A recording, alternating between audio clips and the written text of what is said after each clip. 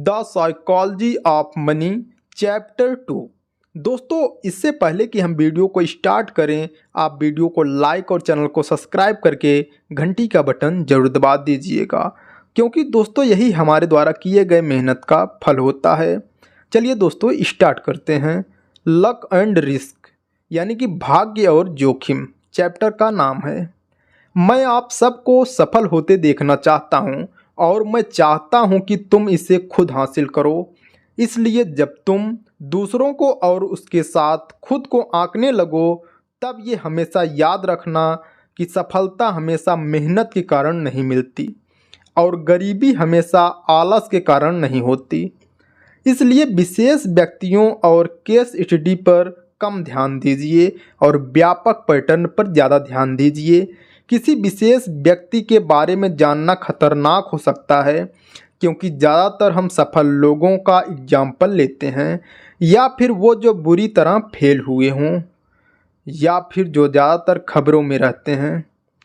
लेखक कहते हैं कि सफल व्यक्तियों या फिर फेल हुए व्यक्तियों किसी विशेष व्यक्ति के बारे में जानना खतरनाक हो सकता है, क्योंकि ज़्यादातर हम सफल लोगों का ही उदाहरण लेते हैं, या फिर वो जो बुरी तरह फेल हुए हों, या फिर जो ज़्यादातर खबरों में रहते हैं। लेखक कहते हैं कि सफल व्यक्तियों या फेल हुए व्यक्तियों या फिर जो खबरों में रहते हैं, इनका उदाहरण या केस स्टडी अपने जटिलता व भाग्य तथा जोखिम के अलग अलग अनुपात में मिले होने के कारण सभी व्यक्तियों या सभी कंडीशंस में लागू नहीं होती हैं। कुछ भी इतना अच्छा या बुरा नहीं होता है जितना कि वो हमें दिखता है, क्योंकि उसमें भाग्य और जोखिम का अलग अलग मिश्रण होता है। हम सोचते हैं कि मार्क जुकरबर्ग जीनियस हैं, क्योंकि उन्होंने याहू के 2006 के $7 बिलियन में उनकी कंपनी खरीदने के ऑफर लेटर को ठुकरा दिया था। उन्होंने फ्यूचर को समझा और अपनी बात पर डटे रहे। लेकिन लोग माइक्रोसॉफ्ट से खरीदे जाने के ऑफर लेटर को ठुकराने के लिए याहू को उतना ही क्रिटिसाइज करते हैं। एंटरप्रेन्योर के लिए यहाँ क्या लेसन्स हैं, मुझे बिल्कुल भी समझ में नहीं आ रहा है, क्योंकि भाग्य और जोखिम को क्लियरली समझना मुश्किल है। इसी तरह और भी कितने ही उदाहरण हैं। लक और रिस्क एक दूसरे की कार्बन कॉपी हैं। जब हम फाइनेंस मैनेजमेंट की सबसे सुपीरियर स्किल्स के बारे में सीखना चाहते हैं, तब लक क्या है, रिस्क क्या है, एक्सीलेंस क्या है, ये पहचानना सबसे कठिन काम होता है। लेकिन ऐसी दो बातें हैं जो आपको बेहतर रास्ता दिखा सकती हैं। ध्यान रखें कि आप किसकी प्रशंसा व सराहना करते हैं, और इस बात का भी ध्यान रखें कि आप किसे नापसंद करते हैं और उसके जैसा नहीं बनना चाहते हैं। या फिर ध्यान रखें जब आप ये मानने चलें कि 100% रिजल्ट प्रयास व डिसीजन पर निर्भर करते हैं। बिल गेट्स किसी भी इंट्रोडक्शन के मोहताज नहीं हैं। दुनिया में सभी अमीरों में से एक बिल गेट्स को लगभग सभी जानते हैं। अक्सर हमारे दिमाग में ये सवाल उठता है कि बिल गेट्स आखिर इतना अमीर कैसे हुए। इसमें हम बिल गेट्स की कहानी से ही हम आपको समझाते हैं। बिल गेट्स 28 अक्टूबर 1955 में सीटल वाशिंगटन में पैदा हुए थे, और बचपन से ही इनका इंटरेस्ट टेक्नोलॉजी की तरफ था। और जब ये 13 साल के हुए तो इनका एडमिशन लेक साइड स्कूल में करा दिया गया था।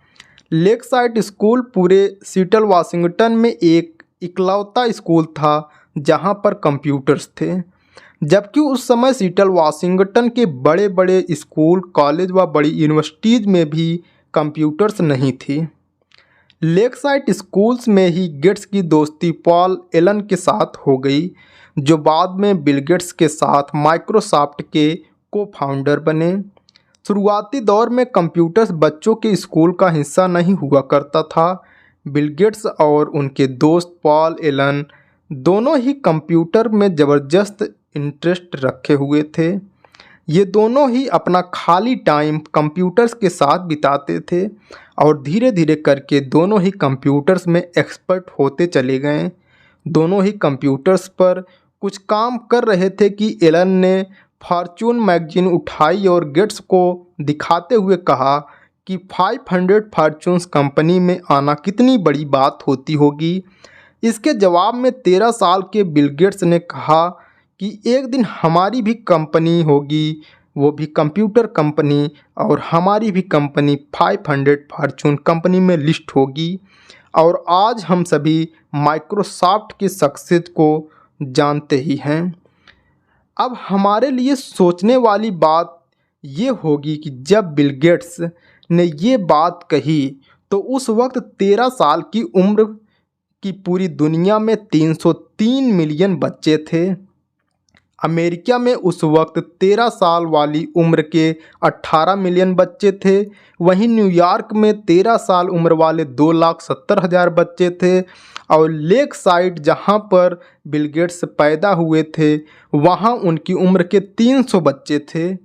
यानी उस वक्त पूरी दुनिया में से 303 बिलियन बच्चों में से सिर्फ बिल गेट्स ही इकलौते बच्चे थे जिन्हें कंप्यूटर्स की इतनी नॉलेज थी और कंप्यूटर्स खरीदने की हैसियत थी, और साथ ही कंप्यूटर्स कंपनी बनाने का ख्याल भी इन्हीं के दिमाग में आया।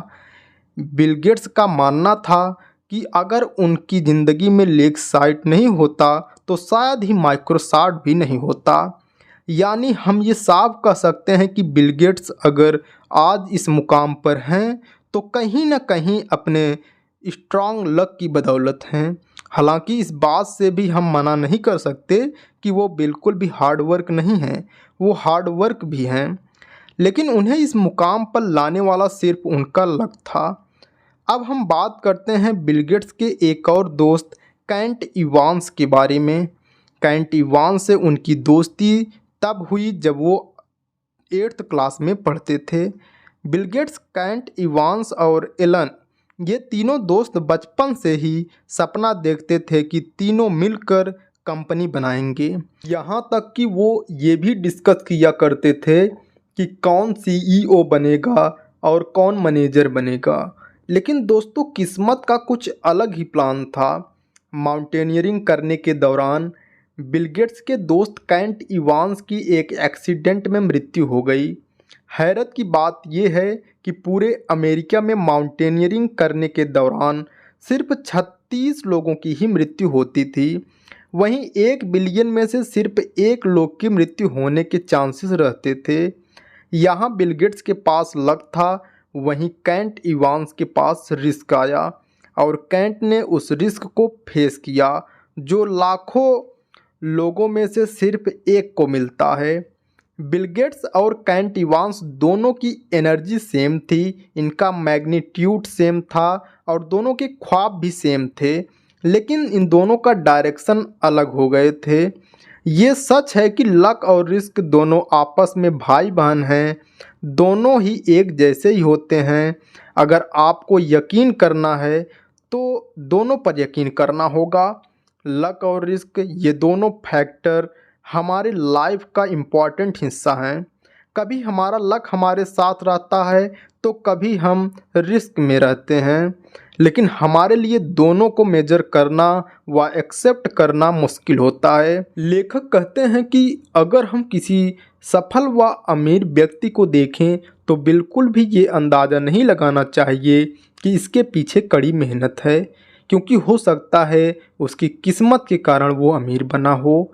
इसी तरह किसी भी सफल व धनवान व्यक्ति को देखकर ये अंदाज़ा बिल्कुल भी नहीं लगाना चाहिए कि ये किस्मत के कारण अमीर बन गया। हो सकता है उसके पीछे कड़ी मेहनत व रिस्क लगी हो। अल्टीमेट मैं यही कहना चाहूँगा कि हमें किसी के भी सफलता व धनवान होने के बारे में अनुमान नहीं लगाना चाहिए। कोई लक के कारण तो कोई कड़ी मेहनत व रिस्क के कारण अमीर बन सकता है। पैसे की यही खासियत होती है कि ये लक और रिस्क दोनों ही लोगों के पास आ सकता है। इन्वेस्टर व सक्सेसफुल लोगों के साथ रहने से मैंने जाना कि किसी दूसरे के फेलियर के साथ आमतौर पर गलत डिसीजन लेने का जिम्मेदार समझा जाता है, जबकि आप अपने फेलियर को रिस्क के बुरे पहलू के कारण हुआ मानते हैं। दोस्तों जब मैं खाली रहता हूँ तो मेरे दिमाग में एक सवाल उठता है कि फोर्ब्स मैगजीन का कवर ऐसे गरीब इन्वेस्टर की सराहना नहीं करता जिन्होंने डिसीजन तो समझदारी भरे लिए, लेकिन दुर्भाग्यवश जिन्हें रिस्क का बुरा पहलू झेलना पड़ा। लेकिन ये मैगजीन ऐसे अमीर इन्वेस्टर का गुणगान पक्का करता है जिन्होंने ठीक ठाक या फिर लापरवाही भरे डिसीजन लिए लेकिन लकी निकले। दोनों ने एक ही सिक्का उछाला, लेकिन उसके गिरते समय बाजी पलट गई। इसका खतरनाक पहलू ये भी है कि हम सब पैसों के बारे में ये जानने का प्रयत्न कर रहे हैं कि क्या काम करता है और क्या नहीं, कौन सी स्ट्रेटजी काम करती है, कौन सी इन्वेस्टमेंट नीति काम करती है, कौन सी सही नहीं है। आप अमीर कैसे बनते हैं और गरीब होने से कैसे बच सकते हैं। हम सफलता और असफलता का मूल्यांकन अथवा इवैल्यूएट करके लेसन सीखने की कोशिश कर रहे होते हैं कि वही करो जिससे लोग सफल हुए हैं और जिससे फेल हुए हैं उससे बचो। अगर हमारे पास कोई जादुई छड़ी होती तो हम जान पाते कि इन रिजल्ट का कितना रेशियो ऐसे कामों के कारण है जो रिपीट किए जा सकते हैं, बजाय अनिश्चित भाग्य और रिस्क के इम्पोर्टेंस के जो इन कामों को इस या उस ओर ढकेलता है। लेकिन हमारे पास कोई जादुई छड़ी है नहीं, हमारे पास दिमाग है जिसे ज़्यादा बारीकी के बगैर सिंपल उत्तर चाहिए। इसलिए उन चीज़ों को पहचानना जिसे हमें अपनाना चाहिए या जिससे हमें बचना चाहिए बेहद कठिन हो सकता है। दोस्तों, चैप्टर 2 ख़त्म हुआ। इस चैप्टर से आपको क्या समझ में आया, यानी क्या सीख मिली, आप कमेंट बॉक्स में ज़रूर लिखिए ताकि हम जान सकें कि हम आपको एक्चुअल में जो समझा रहे हैं वो आप समझ पा रहे हैं या नहीं, या फिर हमें कंटेंट में और सुधार करने की ज़रूरत है। और अगर आप हमें सपोर्ट करना चाहते हैं तो वीडियो को लाइक कीजिए और वीडियो को ज़्यादा से ज़्यादा लोगों के बीच शेयर कीजिए। और नेक्स्ट चैप्टर का लिंक डिस्क्रिप्शन में है, जाकर ज़रूर चेकआउट कीजिए।